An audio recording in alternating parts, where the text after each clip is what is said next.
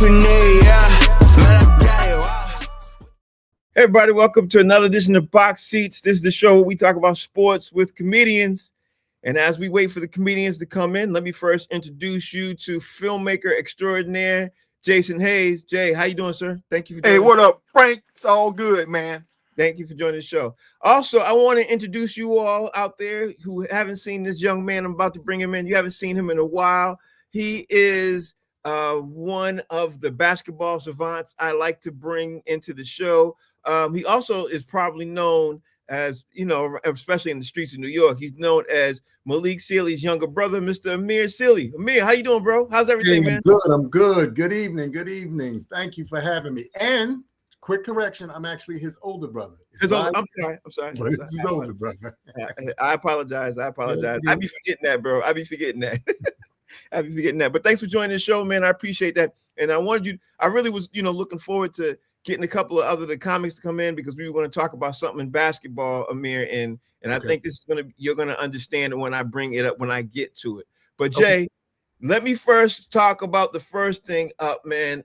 We have to talk about the World Baseball Classic, Jay. We just have to talk about that. And normally we don't talk about baseball, but today I wanted to talk about it, Jay, because of the simple fact being Venezuela is in it for the first time. They're facing the United States. I want to bring it up because it's Venezuela against the United States, obviously. But this country, if they lose to Venezuela in the political climate we are in right now, Jay, they're going to lose their mind. You know what I mean, Jay? Like, that's what I was thinking of. And there's a great possibility that Venezuela could get in and actually upset the United States. Jay, what's your take on that, Jay? Yeah, first, Amir got a brother craving a bean pie right now.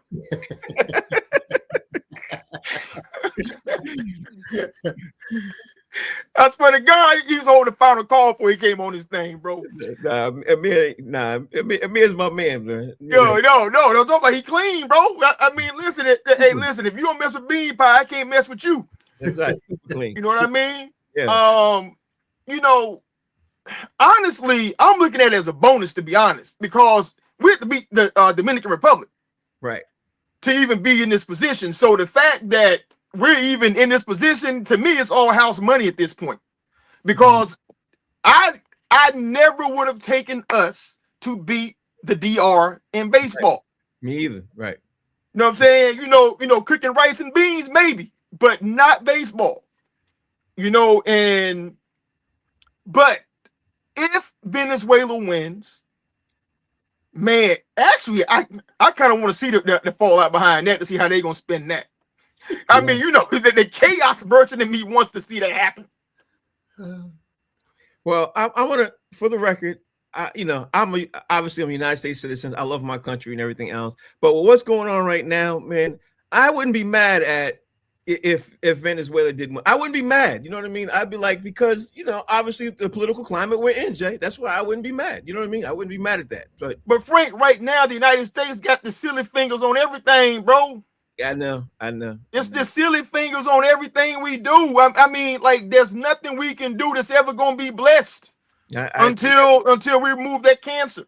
Yeah, I agree with that. Mr. Amir Sealy, talk to me, man. What's your thoughts about the United States facing Venezuela and Venezuela's first time, literally, in this far along? What's your take on this, man? Well, first off, I think the whole, the concept and the idea of putting together this whole baseball tournament, first of all, I think is absolutely dope.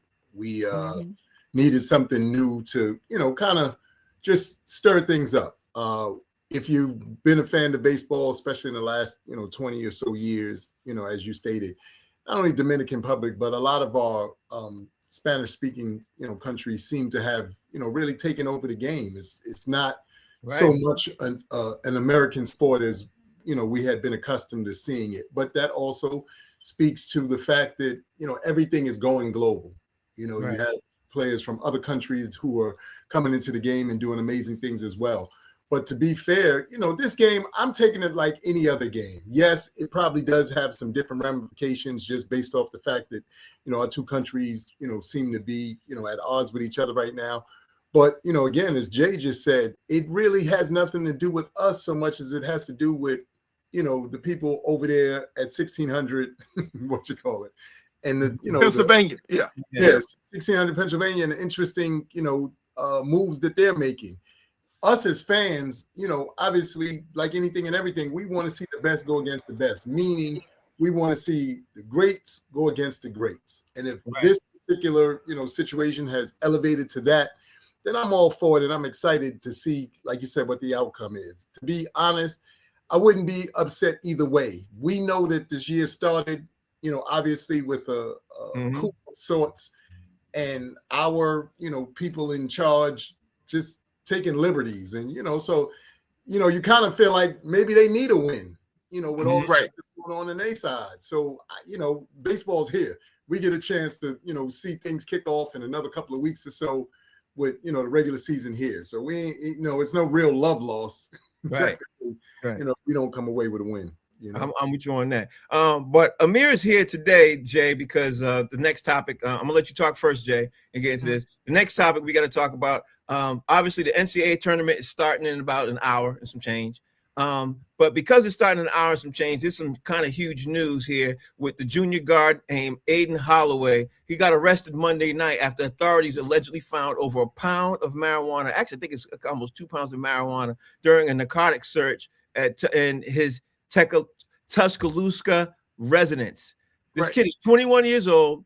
He was charged with first-degree possession of marijuana and a failure to affix a tax stamp. I don't know what that means per se, but that that's what they're saying. And authorities also found drug paraphernalia and cash during the search. He got bonded out.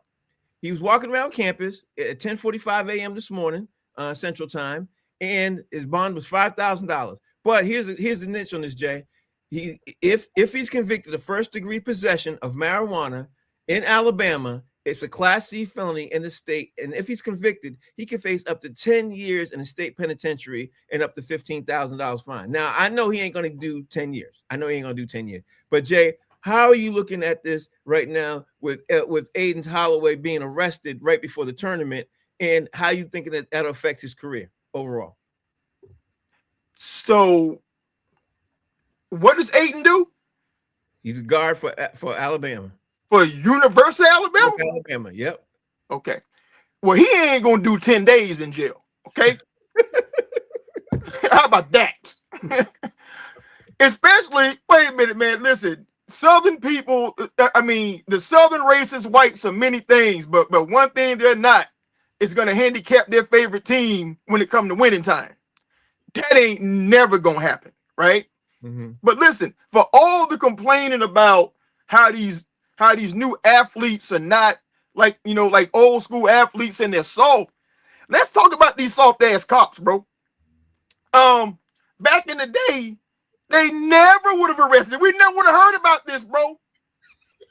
We never would have heard. Why are we even hearing about this Tuscaloosa Police Department? Mm-hmm. Why? He had weed, man. That's it. I don't care if he had 10 pounds of weed. We never should have heard about this if your team is in a tournament. So y'all don't even understand the assignment of why y'all even work down there in Tuscaloosa. Tuscaloosa is University of Alabama. But Jay, if you ain't winning, people ain't spending money, and you messing with the bag right now, man. Yeah, but Jay, I think he got kicked off the team. You know what I mean? That's what I think the issue is. That's what I'm saying. Yeah. Why are we doing this? Yeah, take out the team and in the eve when they're supposed to play in a couple of hours. That's what I mean.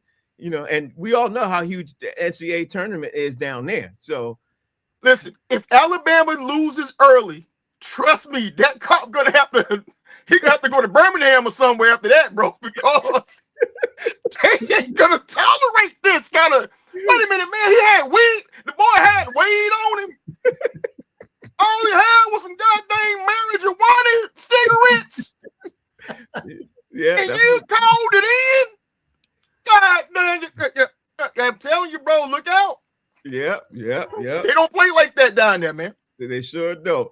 And Amir, the reason why I wanted to ask you this specifically is because obviously this college basketball, this NCAA tournament from a different perspective than we do. Obviously being around your brother and all that stuff when his heyday when he was doing all that. Do you think this is going to ruin his career, or do you think he's going to be able to get picked back up by Alabama and play next season? What you think? Well, what's so interesting, and I've been saying this just generally speaking. I think one of the caveats of our newer crop of athletes, and this goes for all sports, is they seemingly have a disconnect what has happened in the past, meaning they have no connection or very little connection to the lineage, that they're connected to. It doesn't make a difference, again, what sport. With that having been said, this is weed. In this current climate, it's obviously not necessarily legal yet, but it's not what it was even when it was demonized back when we were younger. You know what I mean? It's a different energy around it now with all the dispensaries and all the things that they've done and the supposed progression of it. But I think that in his particular case, he may end up being, what we always see, a poster child for bad decision just before you might be able to do something amazing with your life.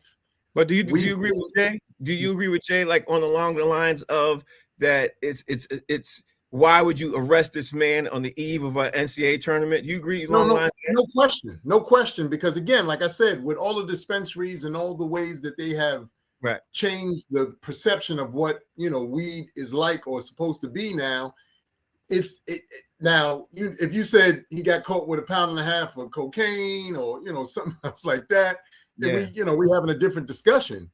But weed, as we know it, and again, in this current climate, doesn't carry the same, demonizing effect as it did. Stigma, the stigma's different. The stigma is, totally different. And because of that, you would think that again, but I say this again, across the broader spectrum to what Jay said, that also goes to show you where we are in terms of our law enforcement and what these guys are and are not aware of in terms of their own surroundings. Because as he said, when your college or, some of these schools are the only thing that is bringing, money into the community, we got to make better decisions. You got to know better. You got to, handle this differently. You got to make a phone call. You might sit them in the back of the car, but then you make a phone call. Hey, Jed, blah, blah, blah, blah, blah, blah. How do we handle this? You know what I mean? But I think in this particular case, like I said, he could possibly end up being a poster child for this latest current version of where the world is and how they're handling sports and things of that magnitude. Because don't forget, Frank, there's NIL money and all this stuff now. So, there's a lot of people upset about, so many other things that they'll use this to really, try to go after, those young men. I will say this. If they lose tonight or they lose the next game, we are talking about millions of dollars going out the window and in the vicinity of University of Alabama. I mean, millions of dollars. And the crazy part is, according to the stats and everything else, he's their best player on the team. You know what I mean? He's their best player. And if they lose, go ahead, Jay. If they lose the Hofstra, they lose. He's gonna have to leave the way black folks had to leave at midnight. He ain't gonna be able to take nothing but what he can carry. He gotta not just Tuscaloosa, he gotta lead the South. You know what I'm saying? He gotta move to like Montana or somewhere. I'm telling you, bro. We laughing, but that's the truth, though. Oh, for real. That's the truth, though, because there's a lot of money invested in these college basketball teams, and they drive a lot of money into the economy. And him getting, I ain't gonna lie, when I saw he got arrested for 1.5 pounds of weed, I was like, that isn't that a slap on the wrist? Like, I don't know weed like that. You know what I mean? I don't know. That was a lot. I don't know if it's a lot, a little. I don't know. That was a lot. Okay, but let's call it a lot. Let's call it a lot. But being that we are in this climate that we in today, like Amir said, let's be honest, man. You could have easily said, we'll handle this after the tournament. You know what I mean? That's what I would have been like. Let's handle this after the tournament. But Frank, I just scanned the article on ESPN, written by Myron Metcalf. Mm-hmm. And I pay attention to wording. Mm-hmm. The wording is he was removed from campus. That's right. And he is currently not traveling with the team. Mm-hmm. You know what I mean? That doesn't say he's kicked off the team. No. That says we got to figure out a way to sort this out. We're preparing to play against Hofstra. Right. If we beat Hofstra, then we're going to have, you watch, something going to happen miraculous where this whole thing is just going to go away. I'm telling you, because he never should have been arrested in the first, he never should have been arrested at all. Mm-hmm. Not for weed, man. Not in 2026. Let me ask you, Amir, what's the impact to you? What's the impact of this could happen in the city of Tuscaloosa if it goes the way Jay is saying. Because honestly, I think Jay is spot on with this. I think, again, you're right. He has an absolute wonderful spin on it. And to be fair, again, like I said, this is weed. If it was anything else, any other kind of substance that carries a little more weight and a little more stigma, then we'd be having a different conversation. Granted, weed still isn't totally accepted everywhere like Visa, but it's accepted enough that people will say to themselves, like, and like you said, his place was searched. This wasn't like the dude was stopped at a traffic light. There was smoke bellowing out of his car, and all that kind of stuff. The man was, wherever he had it, was in his personal possession, stashed away from the public at large. Now, whoever squealed on him, they got to find out who that is, and that person probably has to leave, like Jay says. They're gonna have to leave in the middle of the night. Already gone. Hey, they already gone, bro. So because you can't drop down, but again, it just is such an interesting thing, Frank, and I'm only saying it from this standpoint. We years and years removed from the Villanovas, and and I'm talking about the early years, like 83, 82, when Villanova won.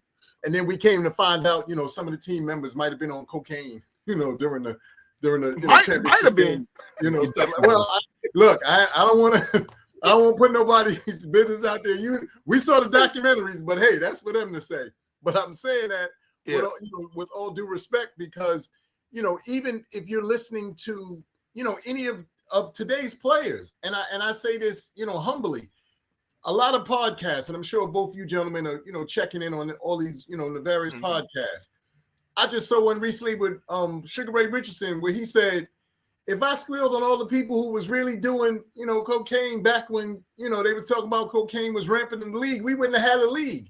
So there's always that part of the equation. The thing is, usually somebody gets caught and one or two things has to happen. They either, like you said, get totally turned away and nobody knows anything and it goes away, or somebody has to become the poster child to warn everybody else going forward so we don't have an incident like this again. So it remains to be seen how this is going to play out. You know what I mean? Somewhere in Tuscaloosa, that cop is saying, I didn't know he was that Aiden Holloway. Yeah. I'm telling you, bro, he getting his ass chewed up right now. I can guarantee it. I agree with you. All right, the other big news that happened just a couple of hours ago, Jay, is the Denver Broncos literally made a huge trade today by getting wide receiver Jalen Waddle from the Miami Dolphins. And I know Waddle was happy as all outside, knowing he getting ready to get up out of there. The Broncos are receiving Waddle as well as the Dolphins' 4th round pick, which is 111th overall, while the Broncos will be sending their 1st round pick, 30th, as well as their 3rd and 4th round picks, 94th and 130th, to Miami. I love this for the Denver Broncos. I ain't gonna lie. I love this because the Denver Broncos wide receivers had the ips all last year. Their wide receivers kept dropping the ball in a lot of bad situations. They kept dropping. Now they got somebody who's a speedster who's, this dude is fast. It's all outside. They got him. They good. They should be good. And if you put him with that, the Denver Broncos could be the ones to go to the Super Bowl next year in the AFC. I mean, we'll see. But obviously, do you like this addition, Jay, about the Denver Broncos getting Jalen Waddle? What's your take? Waddle can ball, man. I mean, that's a hell of a pickup for them. Yeah. A dude like that, with Sean Payton scheming for him, right? Man, that's going to be a problem, man. For the AFC West, but they had to go make some kind of move like that because I think everybody got better in their conference, even the Raiders. Right. You know what I'm saying? So, if you ain't getting better, man, you plan on going and having a high draft pick, which is clearly what Miami's doing right now. It looks like Miami is trying to get in the Arch Manning sweepstakes right now because they've gotten rid of everybody. Yeah, Tyreek is hurt. I fully expect them, to release him at some point. You know what I'm saying? So Tua's gone. You traded Waddle. They traded Jalen Phillips last season to the Eagles. They've been cleaning house for like a season and a half now. So yeah, of all their major contracts, you're right. All their big contracts. Yeah. You can't name anybody worth a damn on the Dolphins right now. So clearly their plan is to lose. Mm-hmm. Because they want to get Arch Manning, whether he's good or not, he's gonna sell tickets. So honestly, that's what we're seeing. Another great assessment, Jay. Another great assessment, because you and I both know Arch Manning in Miami is going to sell tickets. Oh my God! It's going to have eyeballs. It's going to be insane. Let me ask you what your view is from this, Amir, from 3,000 feet. What you looking at with the Broncos acquiring Jalen Waddle? Because obviously, I'm sure you saw the Broncos, how they played all year and how they had some issues. Well, again, to be honest, what I'm happy about is, to me, football as a whole kind of came back last year for the first time in some time.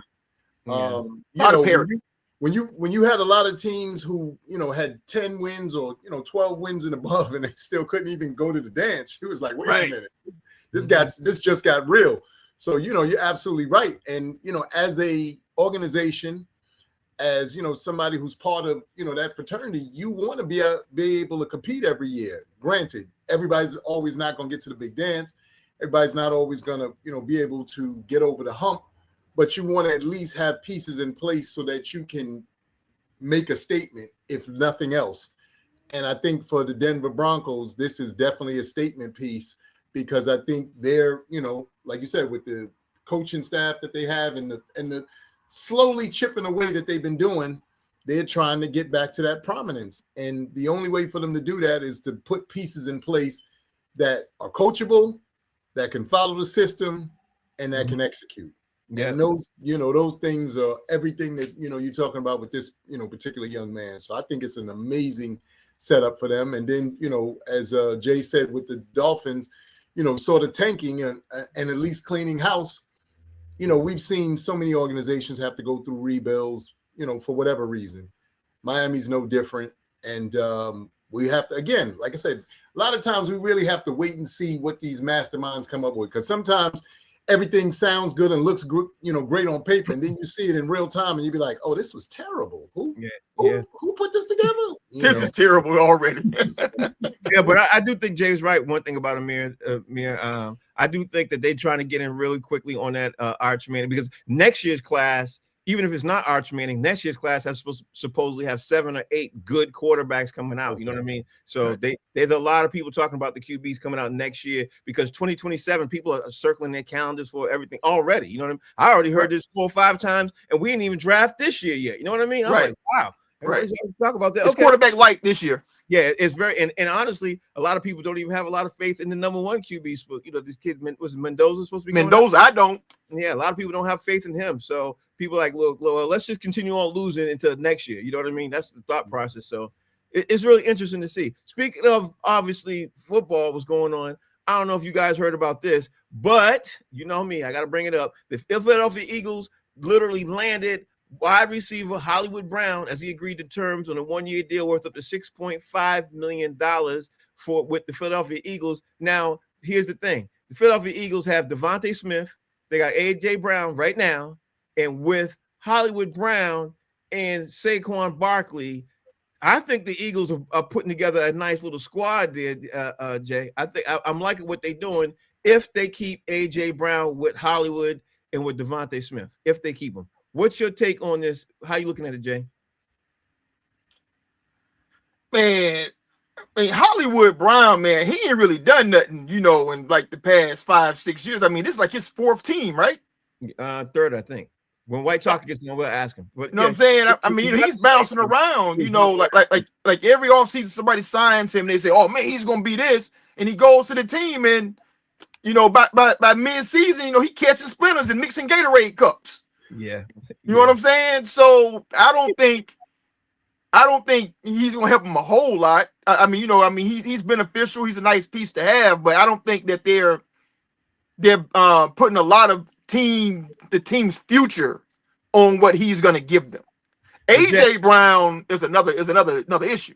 Yeah, but Jay, let me just ask you this. If you have him with AJ and you have him with Devontae, does that not take attention to what the defense is doing, because they got to be at least careful of what he's doing? And I didn't mean to interrupt you, but go ahead, Jay. No. I mean, I don't think Hollywood Brown scared nobody, man. Okay. I mean, I'm saying, he was in Baltimore, he was in Arizona. Like he's bounced around and he ain't really done nothing. He ain't done much. He's not his cousin Antonio. Yeah. Now, if he was Antonio Brown, then hell yeah, let's go ahead and cue it up and let's go. But he's not his cousin.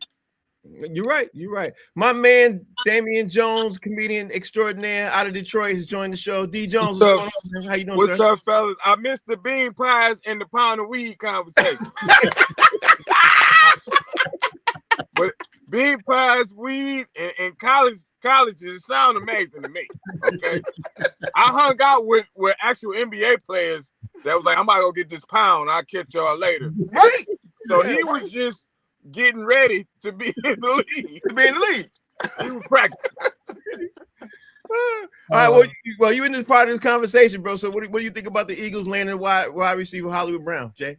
I'm with Jay. Like, okay, like ain't scaring nobody. Yeah, Devontae Smith is a way better receiver. He's fast, but I don't think he got a quarterback who is great at accuracy. Mm-hmm. So it really doesn't matter unless you throw some trick plays for him and maybe some end rounds. I'm not scared of Philly once the Patriots get back to the Super Bowl. Oh, okay. All right. I ain't gonna be mad at that comment, DJ. Mirror, man, these goddamn Patriot fans, bro. I know. Look. The interesting thing is, Philly is what, 2 years removed now from the Super Bowl, or whatever the case may be. And look, what they were able to accomplish 2 years ago was what they were able to accomplish 2 years ago. But as I stated just a second ago, the league has gotten better. Mm-hmm. Cats are not afraid of certain teams. Everybody's continuing to get better. They're continuing to get younger. And for those players who honestly take the game serious, because to the point that Jay made and the point that Damian just made, it sounds to me like this Brown gentleman doesn't take the game serious. We know what Devontae can do. We know what the other receiver could do. How serious are you going to take the game? Everybody who's ever been to the chip, if you listen to the conversation from the players, they say from camp, everybody's talking about this, what we're doing this year. That's a different mind frame and a different mindset. And if you don't have that coming in, then again, you're just another piece out there. I get so sick and tired, to your point, Frank, about watching any team whose receivers drop balls. Yeah. If you've been playing wide receiver your whole life, how are you dropping balls? This is what you do. They're not asking you to be a running back. They're not asking you to be a DB. They're asking you to do what you're supposed to be doing. That's catch balls, get on the ground, and or get extra yardage if and when you can. But after we get past that, what else? Yeah. What else are you supposed to be doing? I agree with that. But let me show you, how much they value him, Frank. I read the article. Like, while they didn't discuss the terms of the contract, a league source says it's worth up to $6.5 million. That's right. Wide receivers getting $30 million. Yeah. And this dude is probably guaranteed what, $4 million, $5 million. So that's telling you that they don't really value him like that either.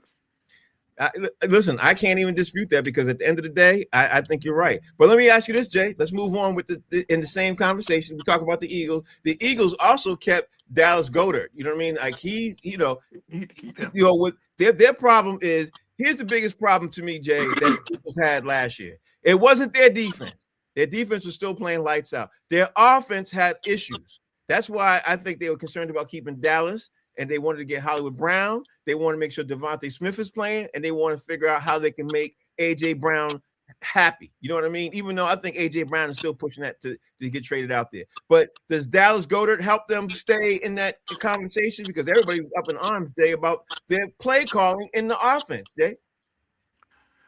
Man, listen, the only way the Eagles can make A.J. Brown happy is to hand him a Delta ticket, because he won't out. He's checked out. He may come back and play for him this season, because they do have his rights, and maybe they can talk sweet enough to him, and say that the offense is going a certain kind of way. But I still feel like they're gonna have to move him before the season starts. Mm-hmm. Dallas Goedert, man, they had to sign him. He was like their most consistent player last year. Yeah. And the Eagles love to use that tight end like that. Right. So to me, he was key for them. But their issue is that they got to fix that offensive line. That's why they struggled last year. I mean, they had so many injuries along the line, and the backups were just garbage truck juice. Mm-hmm. I agree with that, Jay. I also will say, D. Jones, that their play calling was trash too. Their play calling was because they threw a lot more than they did the previous season when they won the Super Bowl, and they went back to more throwing the ball. And but again, I'm looking at it from over here. I'm in the Northeast. What's your take on Dallas Goedert staying with the Eagles, D. Jones? He's a good tight end, but you were right. Their issue was the offensive play calling. Just like I'm in Detroit, their best coach left and went to Chicago. Mm-hmm. Philly's best coach is coaching the Saints right now. Yeah. So a lot of their issues is one, coaching and them play calls. Two, their offensive line. They wasn't able to do the Diddy push no more. You know what I'm saying? And that was one of their powers. Was the Diddy push. I hate the play, but it was effective. It got where they needed to go. You know what I'm saying? But minus the baby oil. First two was coaching and that line. Yeah, I agree with that. Amir, from 3,000 feet, how you look at this? Yeah, I mean, again, I think you guys nailed everything that is, real. Look, also they took Saquon Barkley, seemingly to your point, out of rotation. And he's lights out. We were, saddened to lose him or whatever the case may be. But the reality of it all is, if you got a player whose heart, spirit, and soul is into playing the game, then you have got to find a way to get him involved in the game. I saw too many games last year where it looked like he was even on the sidelines, like, whatever, you know what I mean? And you can't do that when you have players of that caliber, that magnitude. Now, granted, everybody's worried about injuries and this and that and the third, but that's also a part of the game. You can't not play somebody because you're trying to, protect what it is you're trying to get accomplished. Yeah, I agree with that. I agree with that. Hey, Frank, let me tell you this, man. Listen, you can have Jesus Christ and Nostradamus calling the plays, but if that O-line don't block it up, it don't matter because it ain't going nowhere. Yep. I agree with that. All right, so yesterday we talked about the Houston Rockets a lot because we figured that they were going to play against the Los Angeles Lakers. I watched a large part of this game, Jay. I ain't gonna lie. I'm extremely disappointed the way the Houston Rockets is playing basketball right now. As it seems, Jay, correct me if I'm wrong, and you other guys who watch basketball, correct me if I'm wrong, but as the season's going along, they are getting worse. I can't believe what I'm seeing. They played much better basketball when they played the Celtics, when they played the Knicks, when they played Atlanta Hawks 3 months ago. When I watched them play those games, I don't understand what's going on, Jay. Jay, help me understand what the hell is going on with the Houston Rockets because they lost against the Lakers last night, which I didn't see that at all. And they got to play the Lakers again tomorrow. Talk to me, Jay. What's your take? Tonight, I watched that game last night. Mm-hmm.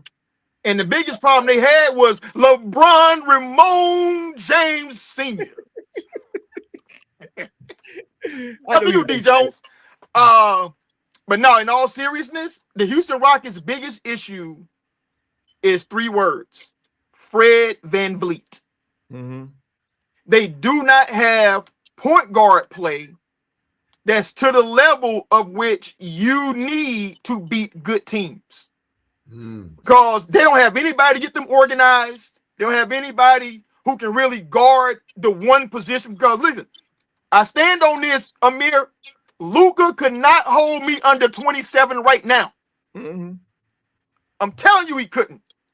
So not only do they not have somebody, to organize and, and do those things for them, but they don't have a point guard who can guard the point guard position the way it needs to be guarded.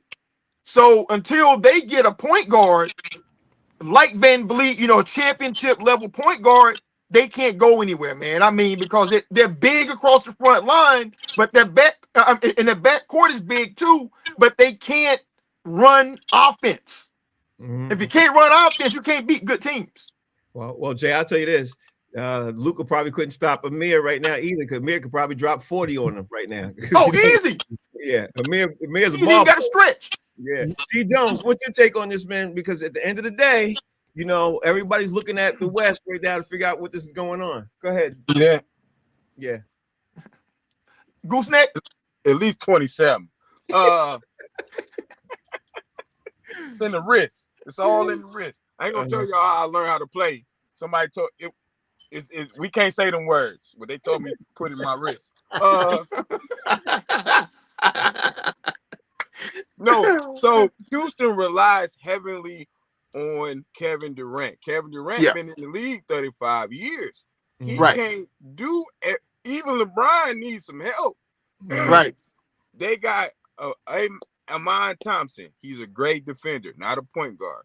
Şengün don't play no defense. None whatsoever. He can play offense. He get you some buckets. He was out last night too. Yeah, but no defense. And the problem is one person who can stop Kevin Durant that I've ever seen stop Kevin Durant, and that's Kevin Durant. And when he off, it's a wrap. You ain't gonna win if he having an off night. So, and Luka gonna put up 50 when he want to. He don't play lick of D, but listen, he gonna dish that ball. He gonna score. He gonna dribble you to death, and he gonna put up 35. Houston is declining, man. They might have a first round exit. Yeah, they might. They really might. But Amir, here's another thing that neither one of these gentlemen mentioned. DeAndre Ayton had a game last night, Amir. I don't know if you happen to see the game, but DeAndre Ayton, he had a game last night, and he surprised me last night how well he played. Hold on. Wait, I'm sorry. Hold on. Because if I was a betting man, I bet on DeAndre Ayton last night. Okay. I bet that he had 9.5 points. Guess what he didn't have? 9.5 points. I'm sorry, D. I'm sorry, but you know what he did do? He had a couple of great baskets at great moments, and he played some great defense. He had 1 point in the first 3 quarters. I understand, but he still played well. He rebounded well for sure. Yeah, he played better than I seen him play. I don't want to. All right, Amir, talk to me, man. We're not mentioning. Maybe it was the Lakers that just played that much better, Amir. And maybe I don't. You know, the funny thing is, I don't know if the Lakers are even playing that much better. The West as a whole, first of all, is kind of rock solid from top to bottom. Yeah. No. But what I mean by that is, yes, you got the Spurs and you have OKC. Everything that comes after that is kind of all the same. And by that, I simply mean either they have an aging, superstar of some sort, and the rest of the team is relatively young. Both points are absolutely on point. Houston does not have somebody who can corral that team and make them run effectively and efficiently. Yes, Kevin Durant could do everything, but as we've seen and as we, found out over the years, any player who's been asked to do that much, it affects the rest of the team, because what happens when that player can't do those things? The team suffers. And when you look at the Houston Rockets last night, you had what's my man that played for Boston, who's now on the Lakers? Marcus Smart guarding them last night. Now he was dogging them and he was running them off for stuff and playing them as hard as he could. But both of these guys are old dudes. Neither one of them should really be out there. These guys should be retired now and should be in a commentating booth. But the fact is, the league as a whole, because of athleticism, because of youth, and because of lack of development, and let's keep it a buck, that's really what's going on. Y'all see it. We got side steps, 16 steps sideways, and we taking jump shots. We doing all kind of stuff that we just be watching the game like, I know I just saw him walk. If I saw it, I know they saw it 3 times. Okay, like it's just all kind of interesting things that y'all are watching now that you're like, huh? Yeah. But with that having been said, the Lakers aren't much better because they don't have a cohesive situation either. There's there's Luka and there's the white kid. I can't think of his name right now. Austin Reeves. Austin Reeves. He's supposed to be the face of the team. Yep. And LeBron is supposed to be an addition to or coming off the bench. But you watch the game and you can see, look, I'm watching moments where LeBron isn't even hedging anymore. He just be looking like, oh yeah, y'all didn't see him cut. Nobody gonna say nothing. We just you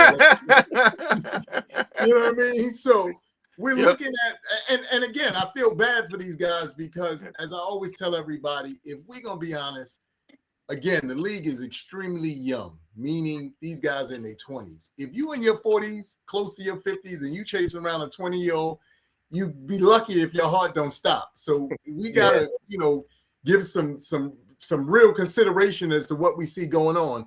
And then I just think that the Houston Rockets aren't as tough as everybody thinks they are. Remember, their coach is the guy who, had the situation in Boston, this, that, third, and he teaches them how to be tough. But when I watch them play, you got maybe one or two players who kind of exude that. The rest of them are sort of like, whatever. Yeah, I think and that's checked out. was keeping them from really, moving to that next level. I think honestly, Amir, I think a lot of them checked out on Houston Rockets. I think they probably tired of hearing him scream because when you hear your coach scream the first time, you pay attention. But if he's unscreamed 50 times, you want to tune that dude out. You know what I mean? And I think that's what's happening over in Houston. Let me move the conversation along with you, Jay, because of course my man D Jones is gonna love this conversation. But Isaiah Stewart got injured, and they expect him out for a little while. Let me see what it says right here. It says Detroit Pistons center Isaiah Stewart suffered a grade 1 left calf strain, removing him obviously from the Pistons. But they give ahead to the playoffs. But Isaiah Stewart is 24 years old. He will be reevaluated in a week.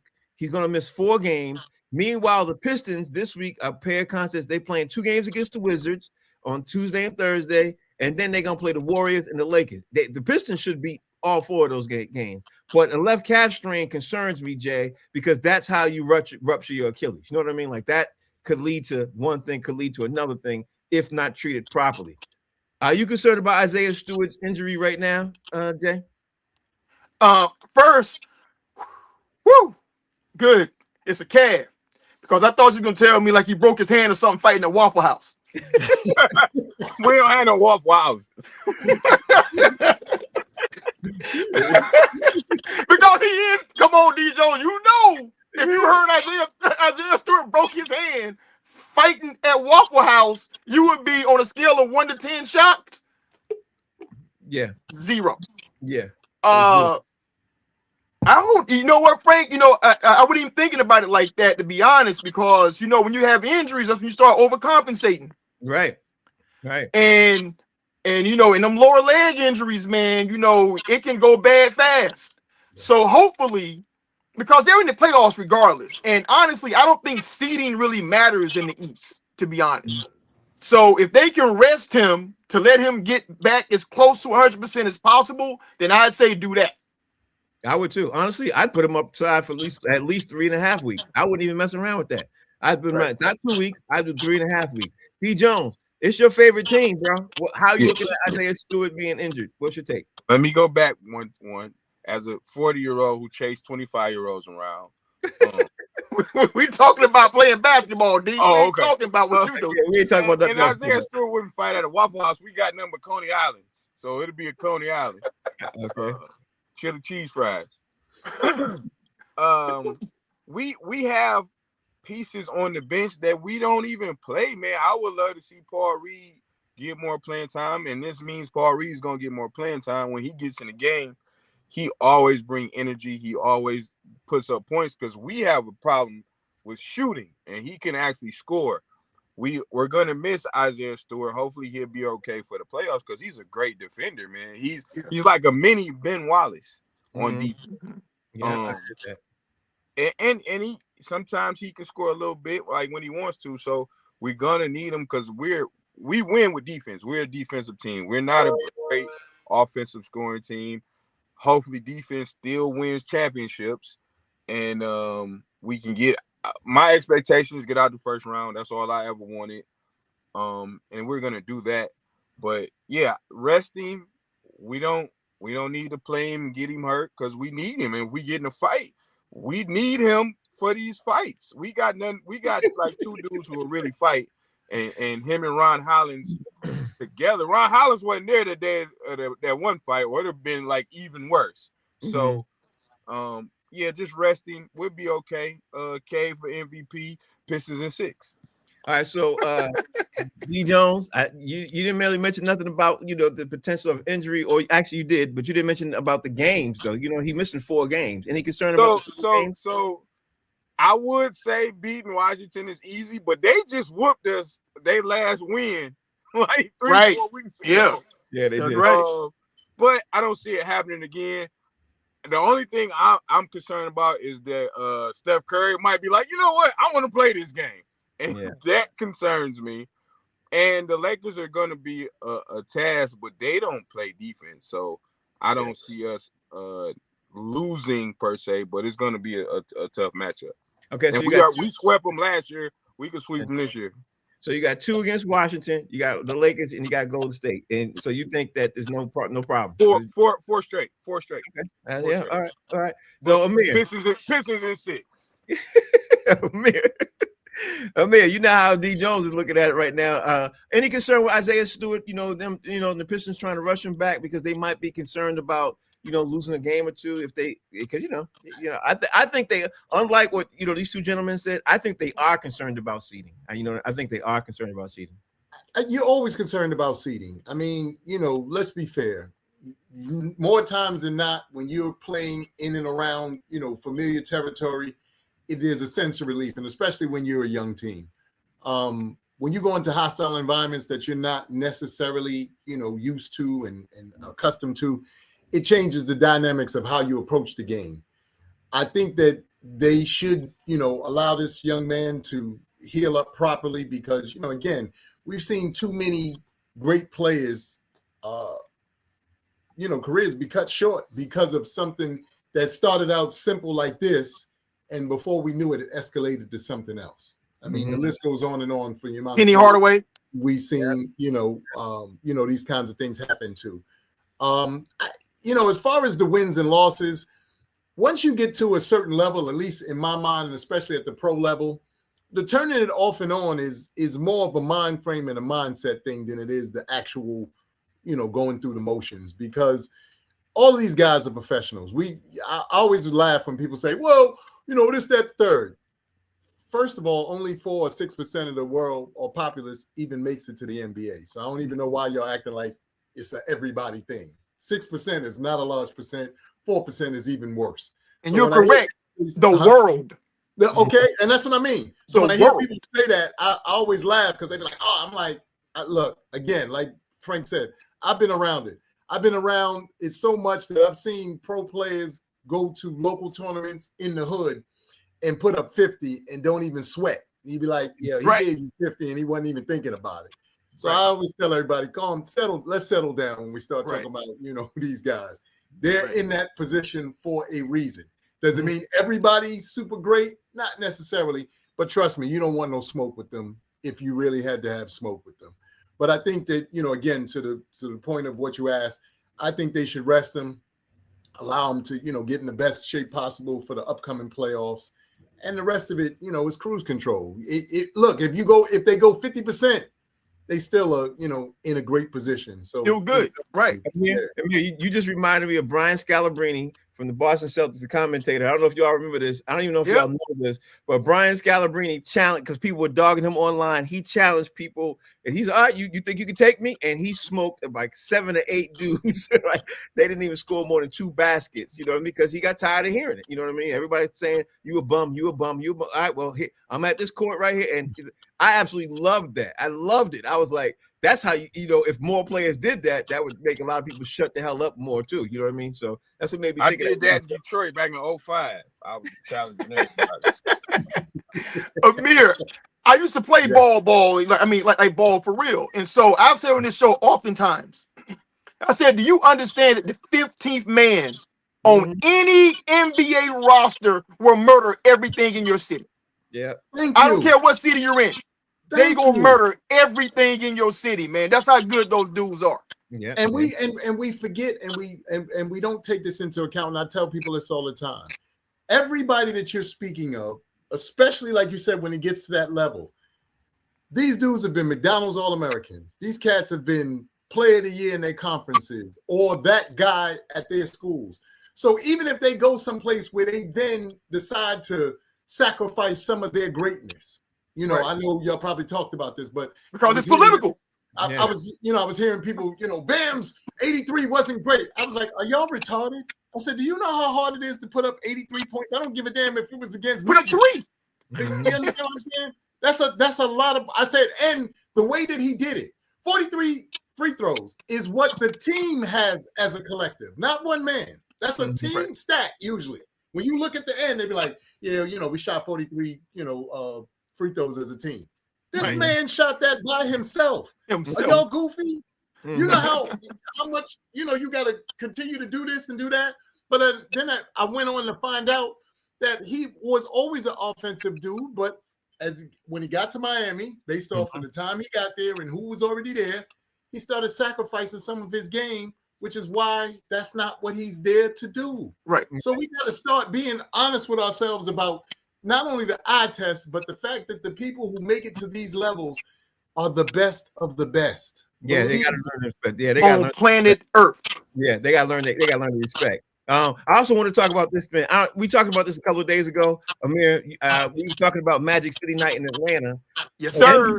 The NBA called it off, right?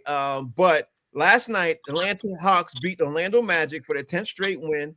There was 18,000 fans. They tuned in. They turned out and everything else because the Magic City Night hype didn't stop for them. You know what I mean? They still came out. They still represented. They wore merchandise. They wore the club, they wore all the club stuff and everything else. They got lemon pepper wings at halftime show. The halftime got T.I. performing. They did all of that. And Adam Silver was the one who was against it, but Atlanta still put it on. So my thing to you is, Jay, what happened? What's your thoughts? Was that a waste of time? What? Talk to me, Jay. What you think?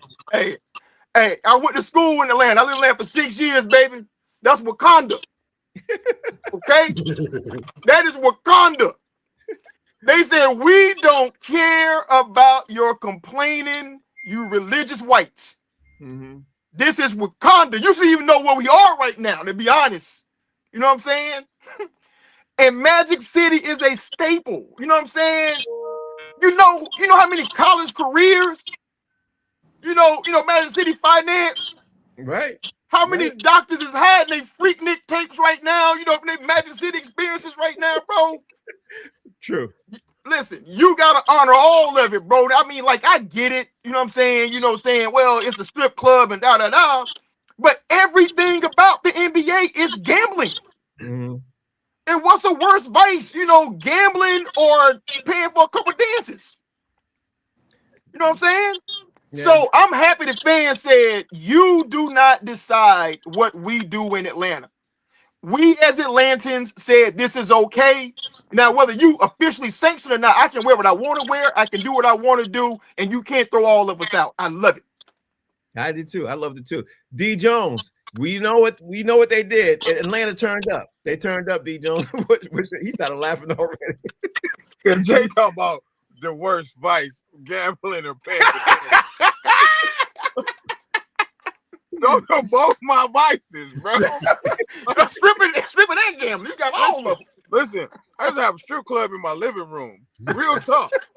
The strip club called me and was like, hey, man, why don't you do this here? Magic City is not only a museum, it's an amusement park. It's a historical museum. You can go there. And did y'all see the documentary? Yeah.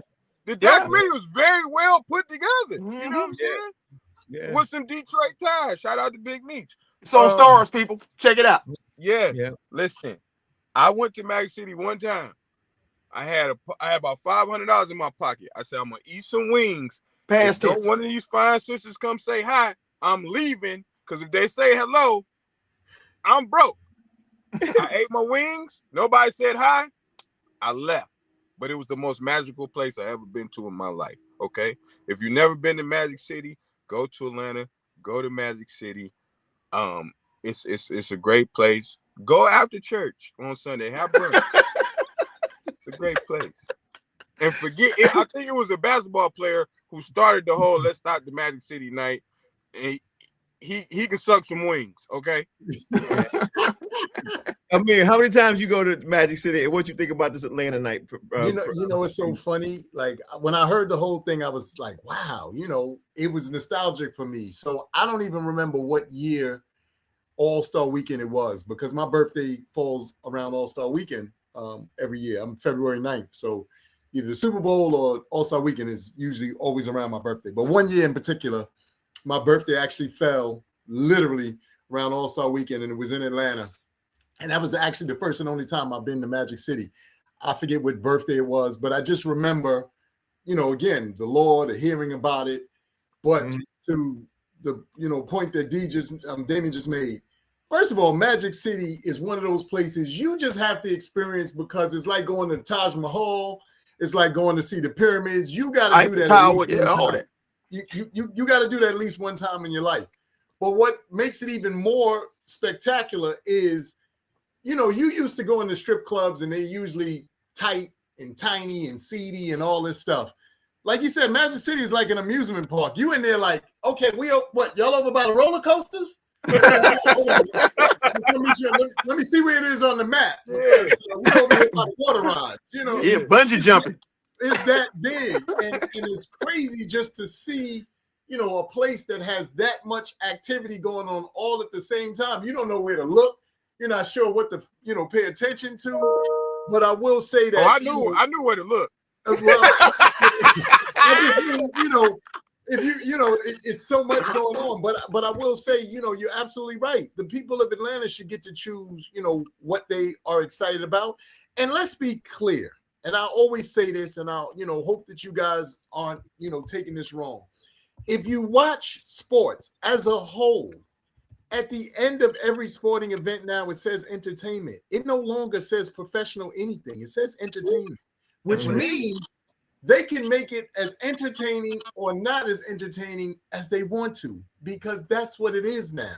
Right. Basketball aside, like I said, when you're watching the stuff, this is why walking is normal now. This is why the Euro step and all that stuff is okay now, because it's entertainment. It's like watching Gregory Hines tap dance or whatever. You like, wait a minute, did he just do a scat? Like, what are we doing? Mm-hmm. And this is just on on your normal nights now.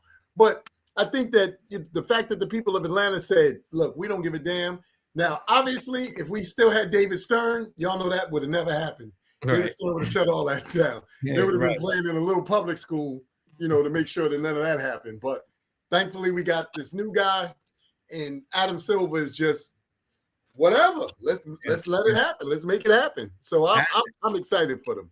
Hey Frank, I sense a conspiracy though, because they played the Orlando Magic, and Orlando, I think, took offense because they want the world to believe that they are the most magical place on earth. That's possible. That's possible. That title belong to you, Orlando. That's top. Yeah, that's possible. I got the choice between Lemon Pepper Wet and the Naked Ballet and Mickey Mouse. I didn't even connect that, Jay. That was a good one. I didn't even connect that.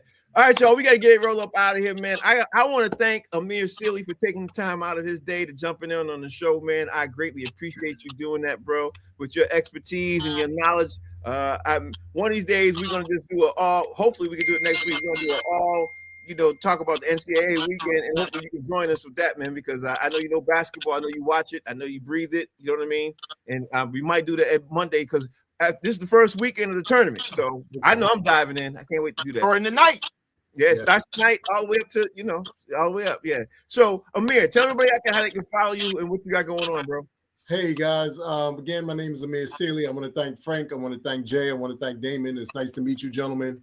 My name is Amir Sealy. I'm A-Rock Sealy on Instagram, and I'm just plain old Amir Sealy on Facebook.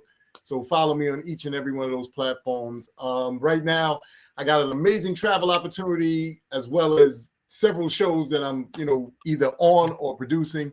So please just check me out. I'm here to, chop it up.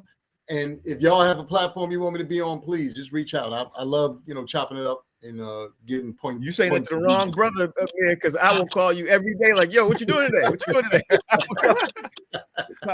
talk basketball from your perspective. I'm like, what you doing, bro? What you doing? Playoffs get ready to start. Yeah, I'll do that. Yeah, especially the playoffs too. D Jones, tell everybody at the how you can follow you. What you got going on, bro? You can follow me at 313 D Jones. Got a lot of shows coming up. I'm about to start promoting, and I'll be watching the Magic City documentary. And maybe Monday we can talk about the Magic City, like the top 5 Magic City dancers. I think that'll be a great topic. I ain't mad at you. It is. I just know how I'm gonna watch it. I don't know how I'm gonna watch it. You know what I mean? It's Women's Month. It's Women's Month. We could do it. It is Women's Month. It is. I just think D Jones wants me to be on the couch for a couple of weeks. That's all. Hey, listen. If you're on the couch watching a documentary, I think you'll be okay. Yeah, It's all I don't want to be. episodes. I don't want to be in the couch. Jay, tell everybody out there how they can follow you, bro. Hey, follow me at JD Hayes over at Fanbase, man. I'm out here, baby. Thank you all for watching. Name of the show's called Box Seats. Thank you all for supporting, sharing it, telling your friends and friends and friends and friends. I appreciate all that. Tomorrow's show, we got to talk about, obviously, the latest, hottest news is what's going on. And we're going to talk about what broke and what happened tonight in the NCAA tournament. And all eyes are going to be on Alabama if they lose tonight. Boy, we're going to have a conversation tomorrow if they lose tonight. I can't wait. NCAA tournament is getting ready to start. I'm getting ready to jump in. Thank you all for watching. See y'all tomorrow. Peace.